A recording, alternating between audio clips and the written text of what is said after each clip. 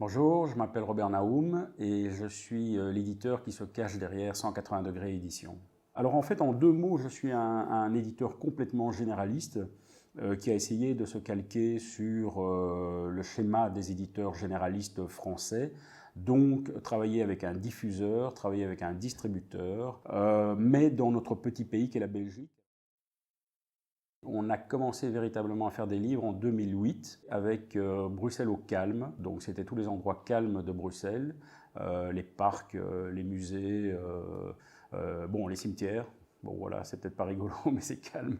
Et puis le livre a eu pas mal de succès, j'ai continué dans cette collection, j'ai fait Bruxelles au calme 2, j'ai fait Bruxelles disparu, Bruxelles Art Nouveau, Art déco, donc toute une collection consacrée à Bruxelles à travers des thématiques différentes. Après, je me suis lancé dans la littérature car en fait j'ai fait ce métier pour ça, pour faire de la littérature, pour publier de la littérature. Donc j'ai commencé avec un livre qui s'appelle Une vie belge de Marc Mégang, qui a été mon auteur et qui est toujours mon auteur fétiche. C'est quelqu'un que j'admire beaucoup et qui écrit pour moi extrêmement bien. Par la suite, la littérature m'a conduit au polar. Donc j'ai commencé justement le polar avec L'Assassin aime l'art déco, donc qui explique un peu tous les endroits art déco de Bruxelles. Et l'assassin ne tue que dans les endroits art déco.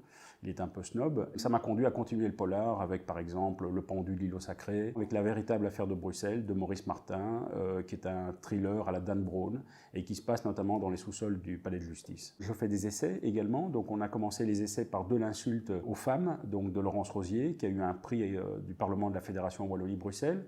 Et là, on vient de sortir Le dernier tabou, enquête sur le travail du sexe en Belgique. Donc ça, c'est ma partie un peu plus sérieuse, ce sont des essais. Nous avons aussi lancé il y a quelques temps, il y a 5 ans maintenant, le temps passe vite, une revue qui s'appelle 64 pages, dont je suis assez fier. L'idée vient de Philippe Decloux, qui s'est occupé très longtemps des murs BD, donc de tout ce qui est fresque BD à Bruxelles. Et il a l'idée de créer un magazine pour faire la promotion des jeunes auteurs BD.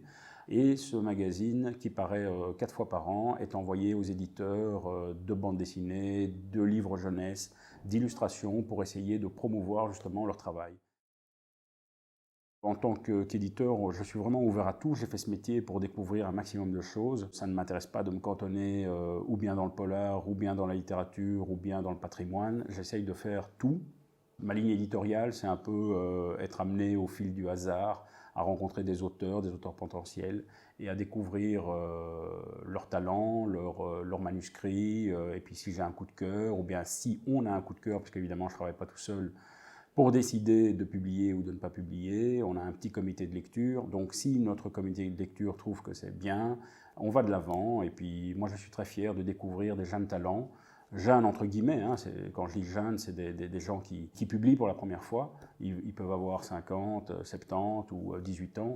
Voilà, je n'ai pas peur de lancer ou de travailler avec des jeunes auteurs et de prendre des risques, parce que je trouve que le métier d'édition, le métier d'éditeur est un métier de risque. On fait un livre parce qu'on y croit et puis on ne sait pas ce que ça va donner, est-ce que la presse va suivre, est-ce que les libraires vont aimer. Et puis j'ai créé aussi, il n'y a pas longtemps, enfin il n'y a pas longtemps, il y a 8 ans, oui, il n'y a pas longtemps, un festival qui s'appelle Bruxelles se livre et qui met en valeur tous les livres consacrés à Bruxelles. Et il y en a beaucoup, et il y a beaucoup d'éditeurs en Belgique qui font très bien leur boulot et qui font des superbes livres sur la ville. Donc on est parti de livres sur Bruxelles, toutes thématiques confondues, et on est passé également maintenant à des auteurs bruxellois ou bruxelloises qui veulent parler de leurs livres.